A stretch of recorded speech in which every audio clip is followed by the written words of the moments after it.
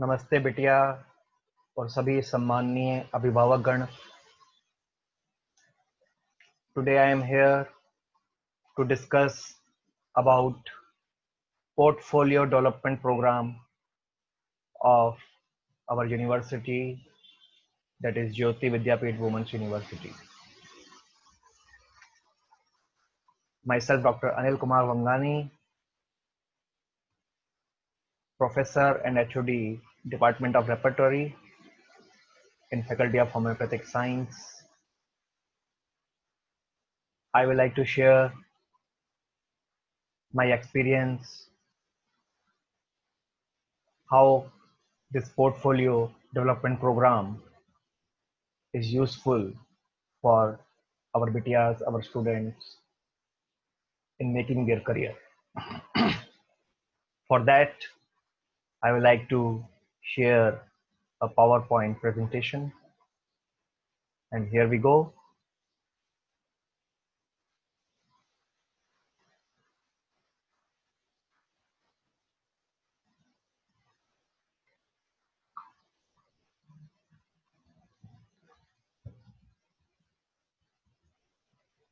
See, at JVW Jaipur, we educate, we train, and we groom our students, our BTRs, to make them future ready for their career in various available portfolios like government, corporate, and entrepreneur, as well as their aptitude as per their aptitude and interest. So aptitude involves the intelligence, the mental makeup as per the profession like government, corporate, or entrepreneur. And interest means what is their emotional reaction, what is their mental interest in certain professions. So we have to assess their aptitude and attitude, that is their emotion and their likings for selection of various portfolios and development in that streamline.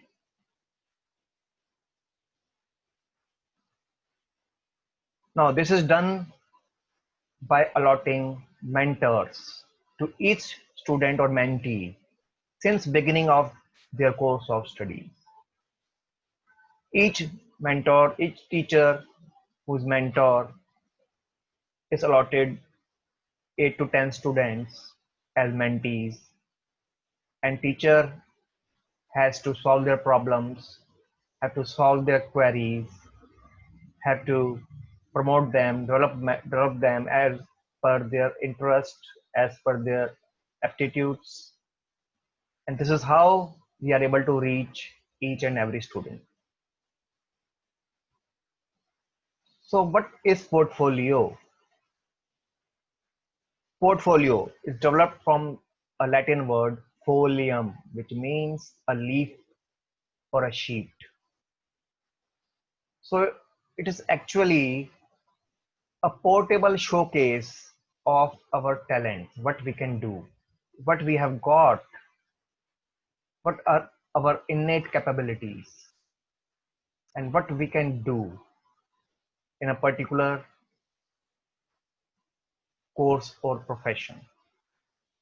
So each student enrolling at our university in beginning is assessed as per her ability to learn and grasp what is taught and categorized. And they are categorized as slow learner, average learner, or rapid learner. And then they are helped by mentors as well as assessed from time to time about their progress.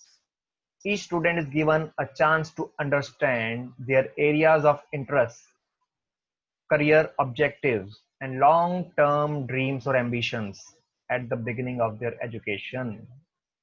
And they are evaluated or updated time to time by their mentors so as to give them a shape. देखिए हर student में शुरुआत में ही कोई capabilities होती हैं, तो कुछ student बहुत जल्दी कैच करते हैं चीज़ों को, कुछ स्टूडेंट थोड़ा एवरेज वे में और कुछ बहुत स्लो कैच करते हैं. तो मेंटोर्स उनको शुरू से ही पहचान लेते हैं और उनकी कैपेबिलिटी के अनुसार, उनके इंटरेस्ट के अनुसार उन्हें शेप करते हैं, ताकि वो फ्यूचर में एक बेटर प्रोफेशनल एटीट्यूड के साथ अपना काम कर पाएं और सक्सेस अचीव कर पाएं. Now, for government portfolio, we make them used to some certain competitive questions since beginning up to the final stages of their studies. हम जानते हैं कि गवर्नमेंट जॉब्स के लिए हमें कुछ टेस्ट के थ्रू गुजरना पड़ता है. केवल मेरिट के बेस पे वहाँ पे एडमिशन्स नहीं होते हैं या नियुक्तियाँ नहीं होती हैं. तो उनको कुछ कॉम्पिटिशन्स फेस करने होते हैं जिसमें कि multiple choice question, competitive questions पूछे जाते हैं. तो जिन स्टूडेंट्स का इस प्रति रुझान है, उन्हें हम शुरू से ही इन कॉम्पिटिटिव क्वेश्चंस के लिए एक्सपोज करते रहते हैं. For from first year of their studies, beginning of their studies up to the final year, we do that.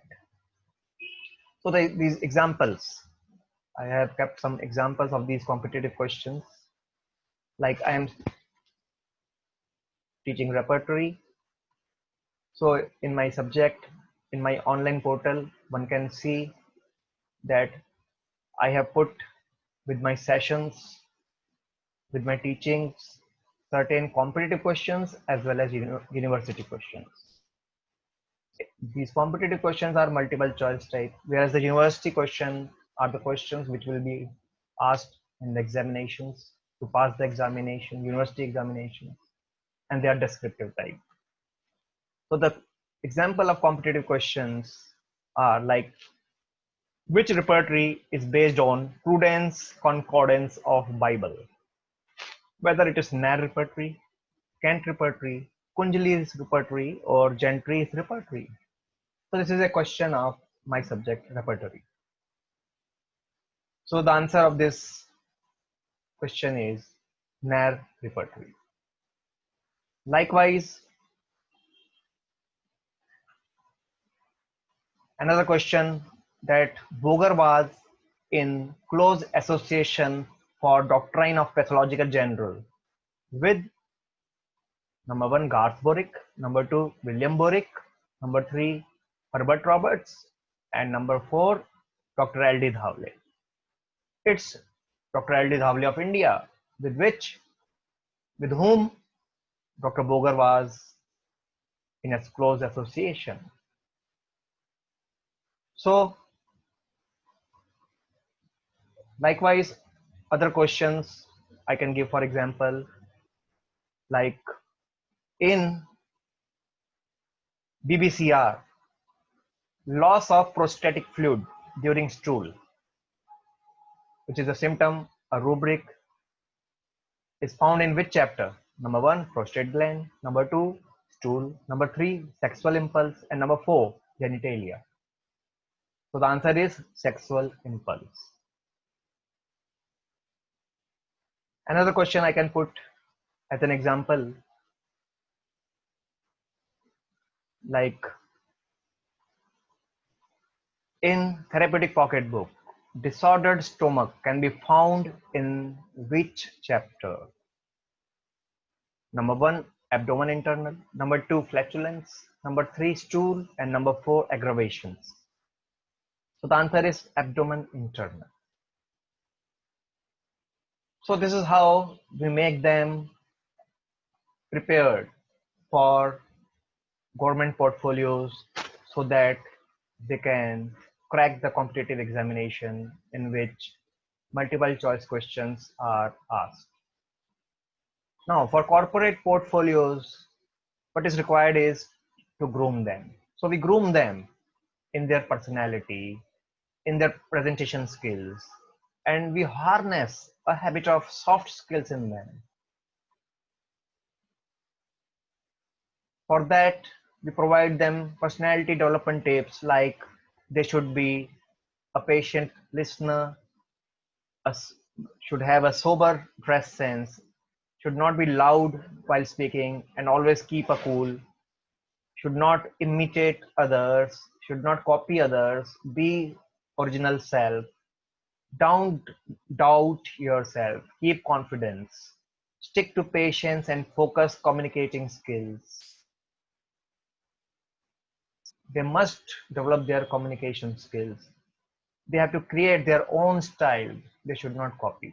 This is the most important thing.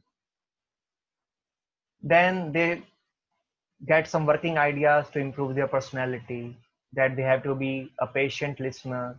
This not only helps them to be a good corporate worker, but also a good physician. A physician should be a good listener, as per Dr. Hahnemann, the discoverer of homeopathy. Read more and expand your interests. Be a good conversationalist.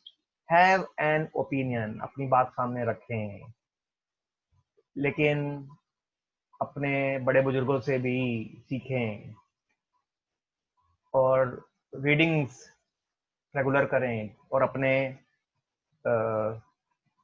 ज्ञान को, उसके horizon को develop करें.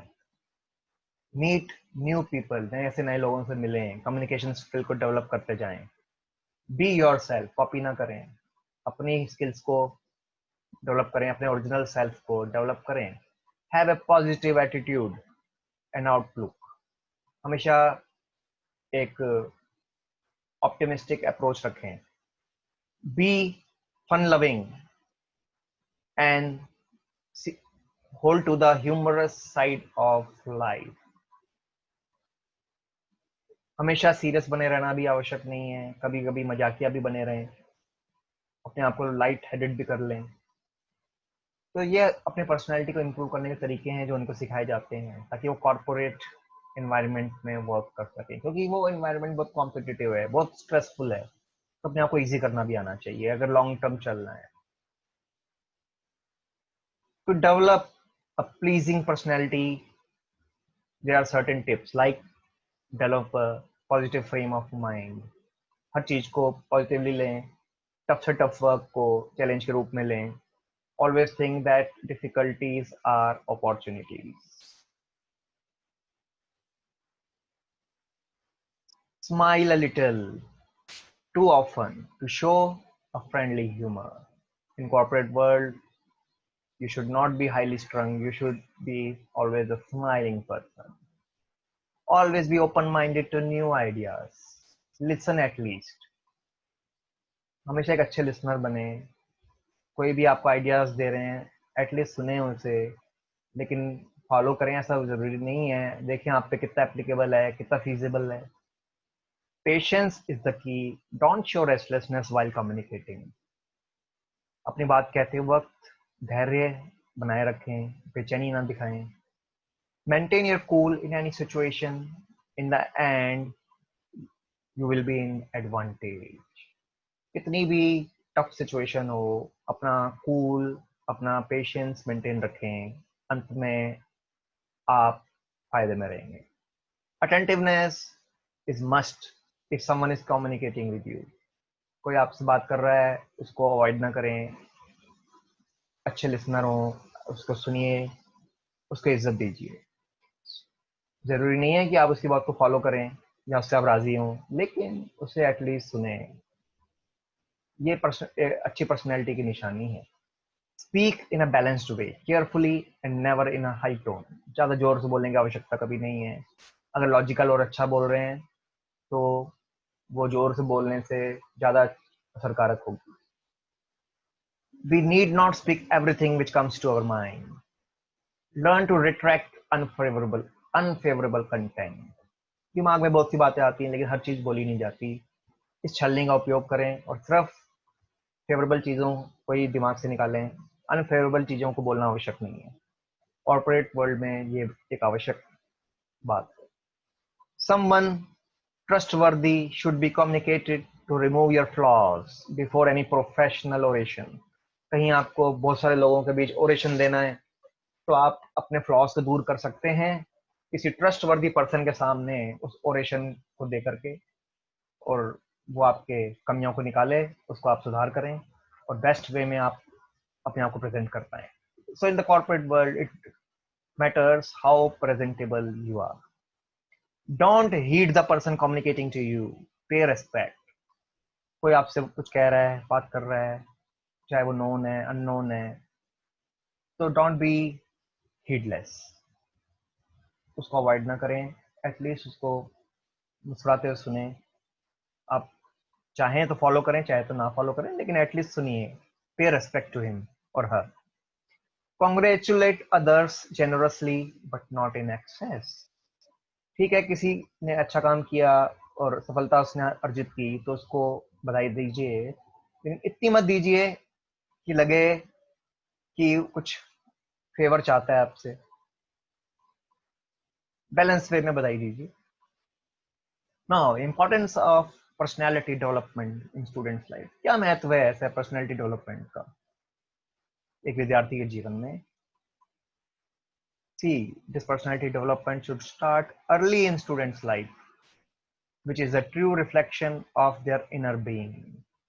It can be defined as a set of traits that shape the inner and outer being in a person with organized pattern of behavior that makes a person distinctive, characterful, having a good behavior, good attitude, and adjustable to environment. So these are the qualities which a person has to develop and shape as an individual persona. तो जो चीज हमारे अंदर है वो unfold होंगी, तो अगर ये शुरू से स्कूल लाइफ से ही शेप किया जाए तो ये तो बहुत ही अच्छा है. एटलीस्ट कॉलेज लाइफ में तो इसको करना ही होगा शेप अप, ताकि जो स्टूडेंट का आंतरिक पर्सना है, जो उसकी इनर कैपेबिलिटीज हैं, वो उसको बाहर ला पाए, वो झिझके नहीं, उसका एक कैरेक्टर बिल्डअप हो जाए, बिहेवियर डेवलपमेंट हो जाए, एक राइट एटीट्यूड बने, स्किलफुल वो बने. ऐसा तभी हो पाएगा जब उसको राइट ट्रेनिंग मिलेगी. It helps gain confidence, self-esteem, positive impact on one's communication skills and the way one sees the world. और इस तरह से स्किलफुल वे में जब हम किसी व्यक्ति को डेवलप करते हैं, उसकी आंतरिक योग्यता को हम बाहर लाते हैं, उसको कम्युनिकेट करना सिखाते हैं, तो वो एक बेहतर इंसान, एक बेहतर प्रोफेशनल बन पाता है और सफलता को अर्जित कर पाता है. Students should develop an outgoing and impressive personality that will enhance the quality of learning. तो इस प्रकार हमारा जो स्टूडेंट है एक outspoken, non hesitating, good professional बनकर के बाहर आता है, और कॉर्पोरेट वर्ल्ड में ये सब चीजें बहुत जरूरी हैं.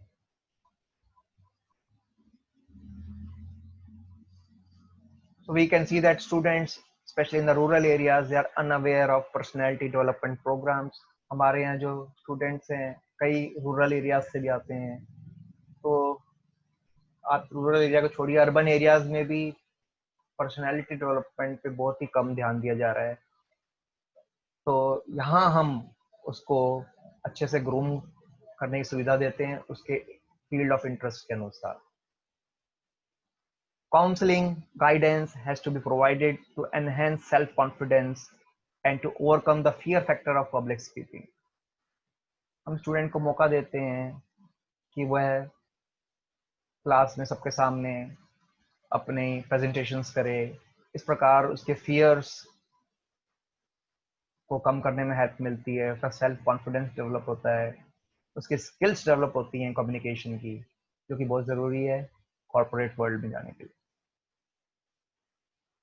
So teachers play a key role in shaping these young minds. Early childhood education is the beginning of development.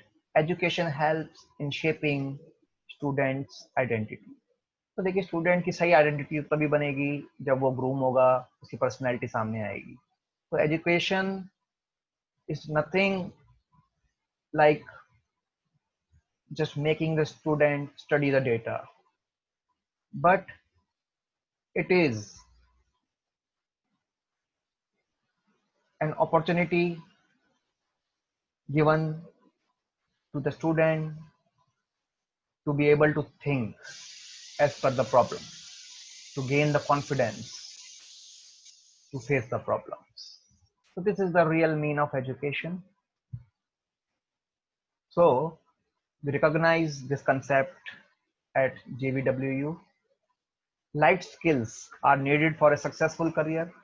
Student must have a purpose of life to go ahead.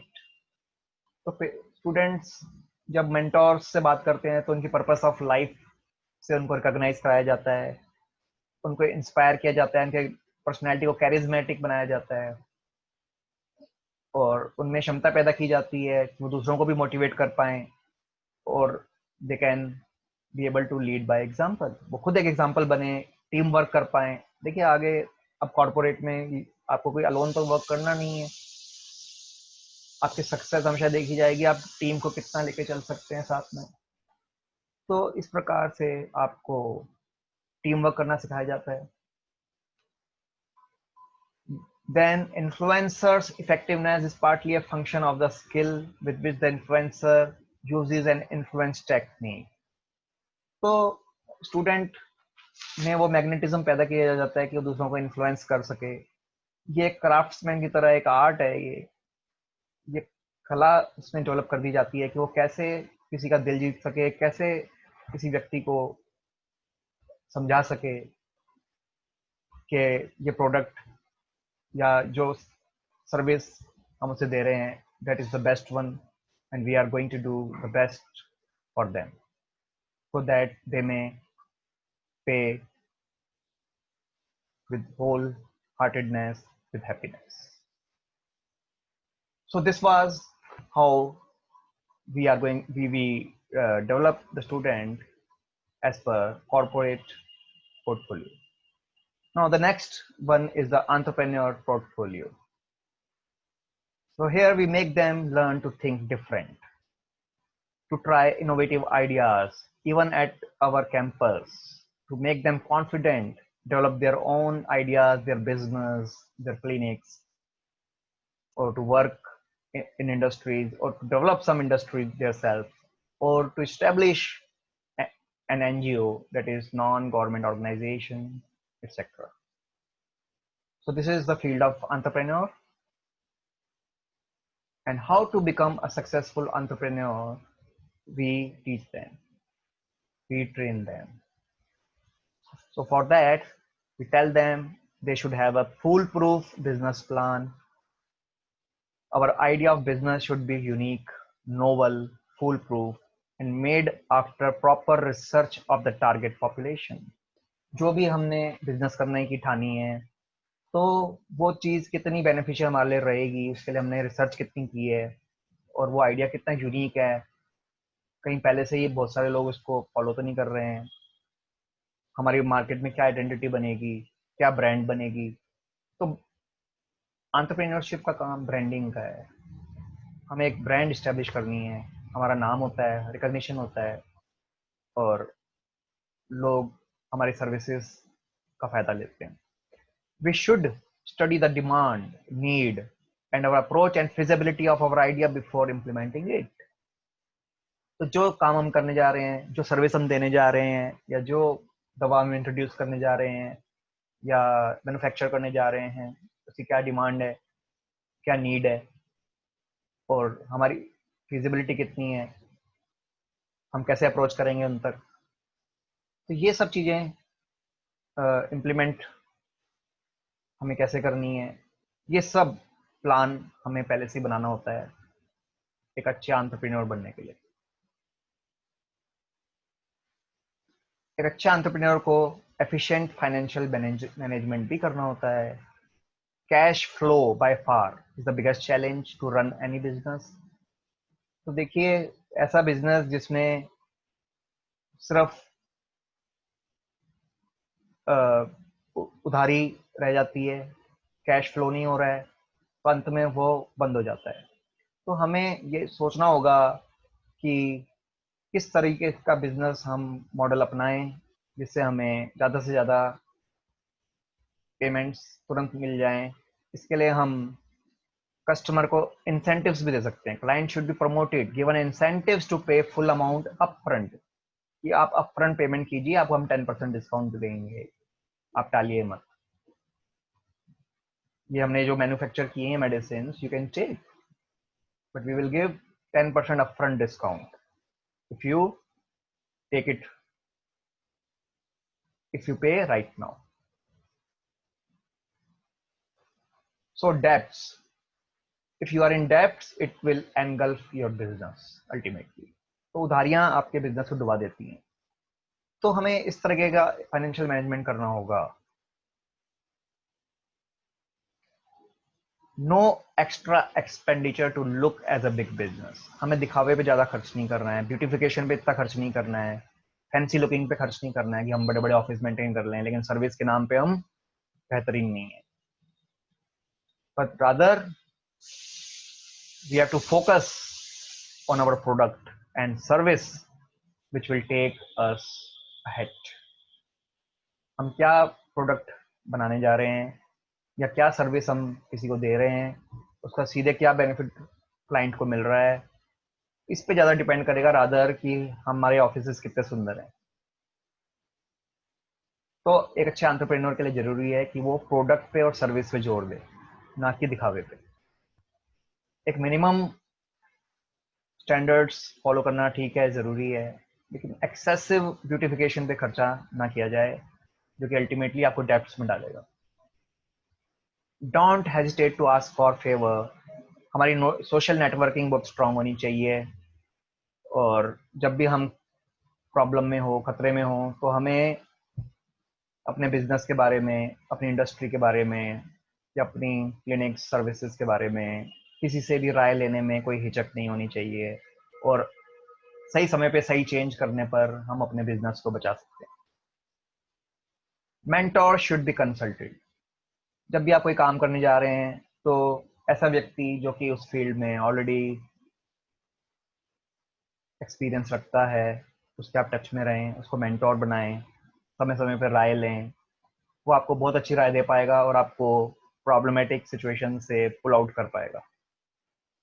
तो सिर्फ luck पर आप डिपेंड ना रहें। Consult them from time to time rather than going blind eye based on luck. आंखें बंद करके और किस्मत पे बिलीव करके सिर्फ ना चलें, मेंटोर से समय पे राय लेते रहें, वो आपको प्रॉब्लमेटिक सिचुएशन से पुल आउट कर सकता है। मिनिमम परचेस रेट्स, अगर आपका बिजनेस मॉडल ऐसा है कि आपको मार्केट से कोई प्रोडक्ट परचेस करके फिर आगे डिलीवर करना होता है अपने सर्विस के साथ, तो आपको कोशिश हमेशा यही करनी चाहिए कि आपकी परचेस रेट्स कॉम्पिटिटिव सबसे कम हो, ताकि आप कॉम्पिटिटिव रेट पे सेल भी कर पाएं। तो मार्केट की कंपटीशन से फाइट करने के लिए ये एक बहुत आवश्यक कदम है। Proper routine and regime. Becoming an entrepreneur doesn't mean that we put our family and all the time on stake and getting exhausted and defeated at the end. ऐसा नहीं हो कि हम 18 घंटे काम करना शुरू कर दें और अपनी पर्सनल लाइफ बिल्कुल ना बचे।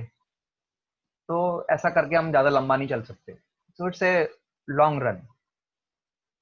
बीइंग एन एंटरप्रेन्योर और अपनी मार्केट में रिकॉग्निशन बनाना एक लंबी दौड़ है, लंबी रेस है, और इसके अंदर आपको अपनी हेल्थ का भी ख्याल रखना होगा।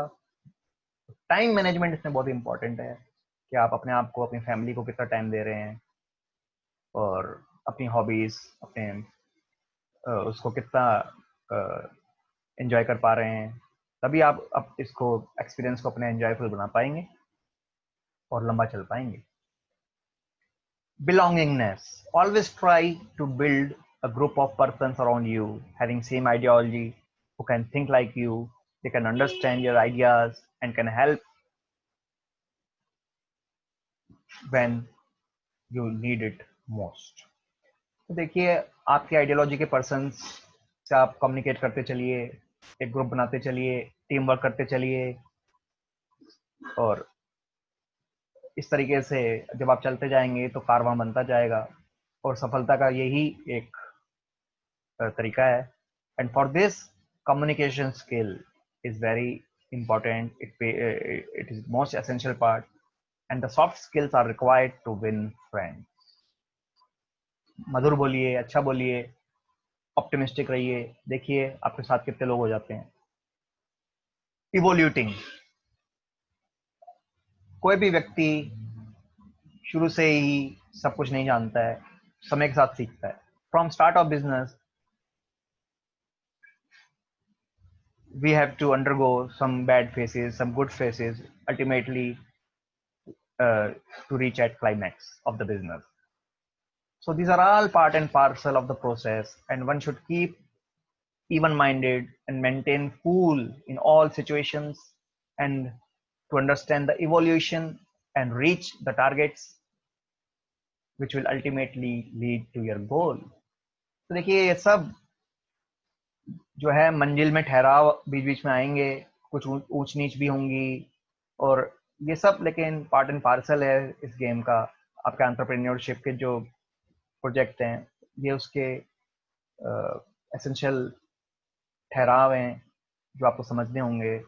कभी आपका बिजनेस नीचे भी जाएगा, कभी ऊंचाई पे भी आएगा, लेकिन कम्युनिकेशन स्किल्स के द्वारा अपने मेंटोर्स, अपने फ्रेंड, लाइक माइंडेड पर्सन्स, उनसे आप कम्युनिकेट करके और प्रॉब्लम्स को ओवरकम करते रहिए. कैश फ्लो मैनेजमेंट अच्छा रखिए, डेप्थ से मत पड़िए. तो ये एक अच्छा तरीका है एक अच्छे एंटरप्रेन्योर बनने का. Precautions.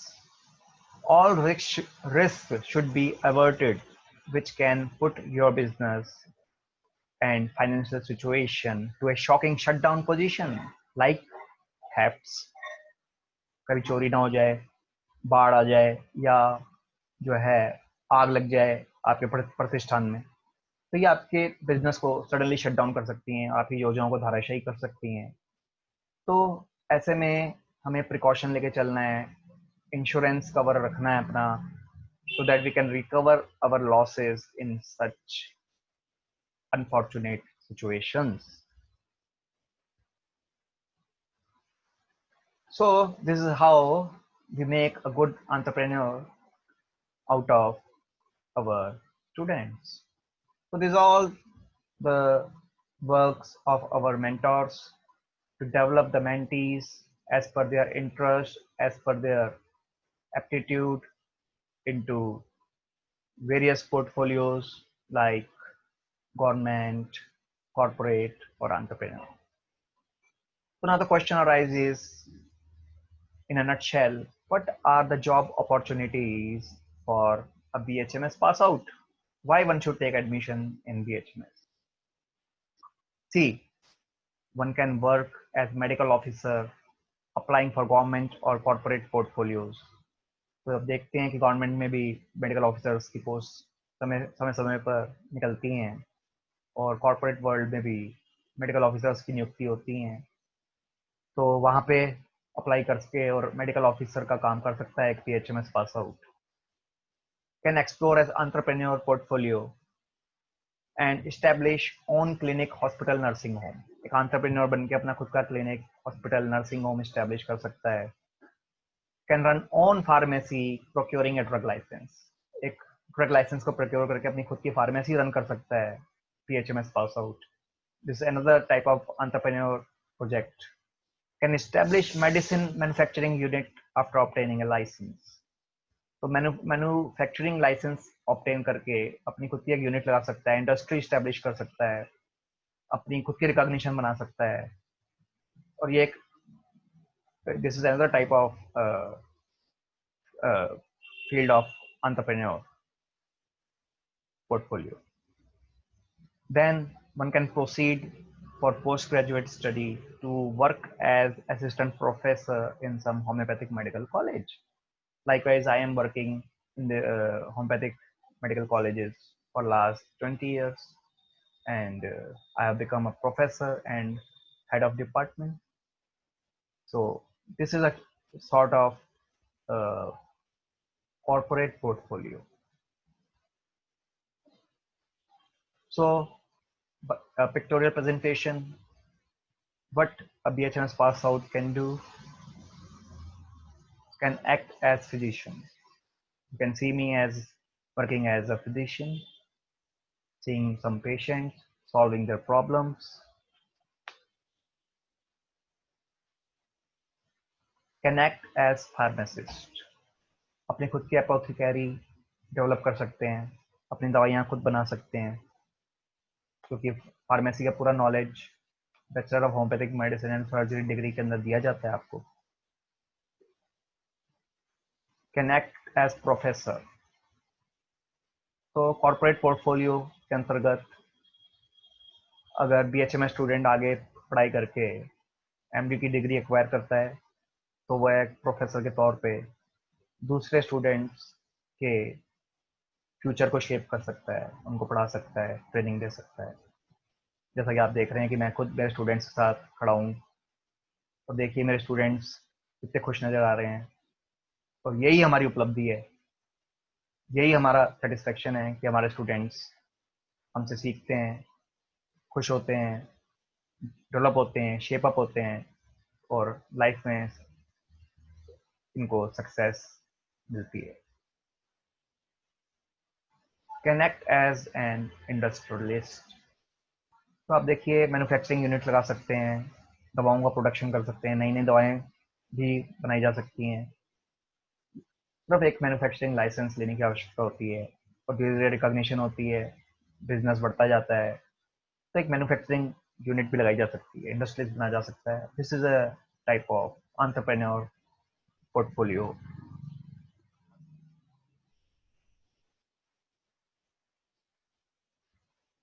So one can go in health insurance sector as third party administrator और TPA एजेंट. अब देखिए उसमें क्या करना होता है, जो हॉस्पिटलाइज केस हैं, जो इंश्योरेंस के कवर में मेडिक्लेम में आते हैं, तो उनकी स्थिति को जाकर के असेस करना कि वास्तव में वो बीमार है, क्या सही क्लेम उठाया जा रहा है. तो इसके लिए वो डॉक्टर्स लगते हैं, थर्ड पार्टी एडमिनिस्ट्रेटर्स. तो होम्योपैथिक डॉक्टर्स वहाँ भी काम कर सकते हैं. तो ये एक जॉब अपॉर्चुनिटी उनको मिलती है. सो this is a sort of a wing of corporate entrepreneurship. तो कॉर्पोरेट वर्ल्ड में एक तरीके से काम करना है. एज सोशल और कम्युनिटी वर्कर. तो ये एंटरप्रेन्योर पोर्टफोलियो के अंदर अंतर्गत आता है कि हम अपना खुद का एक NGO चला रहे हैं, सोशल वर्क कर रहे हैं, कम्युनिटी डेवलपमेंट के लिए काम कर रहे हैं. आप देखिए इस फोटो में ये डिपिक्ट किया जा रहा है कि कैसे गांव के अंदर इम्यूनिटी बूस्टिंग प्रोग्राम चलाए जा रहे हैं. इस तरीके के काम सोशल वर्किंग के, जो कि आपको बहुत सेटिस्फेक्शन भी दे रहे हैं और आप अपनी अर्निंग्स भी कर पा रहे हैं, किए जा सकते हैं. तो a BHMS pass out can work as social or community worker. One can run a diagnostic center even.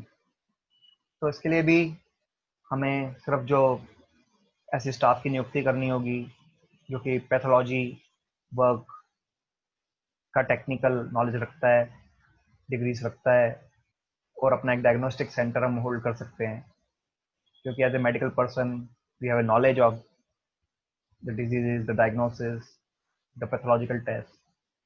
So this is a sort of entrepreneur portfolio. उसका एक हिस्सा है कि हम अपना खुद का एक डायग्नोस्टिक सेंटर इस्टेब्लिश कर सकते हैं और फ्लोरिश कर सकते हैं. So we can run an NGO, we can do social services. Here it is depicted in the picture कि डिजिटल विलेजेस में आप हेल्थ सर्विसेज दे रहे हैं, ऐसे एरियाज जहाँ पे कुछ डिजीजेस एंडेमिक हैं, कुछ क्षेत्र में आप काम कर रहे हैं. तो बड़ी बड़ी संस्थाएं आपको ऐसे प्रोजेक्ट्स के लिए पैसा उपलब्ध कराती हैं और आप नॉन गवर्नमेंट ऑर्गेनाइजेशन इस्टेब्लिश कर सकते हैं. इसमें भी आपकी स्किल्स बहुत ही काम आती हैं, कम्युनिकेशन स्किल्स इसमें खासकर काम आती हैं. तो ये कॉर्पोरेट और एंटरप्रेन्योर का एक कॉम्बिनेशन यहाँ पे एनजीओ रन करने में आपको काम आएगा.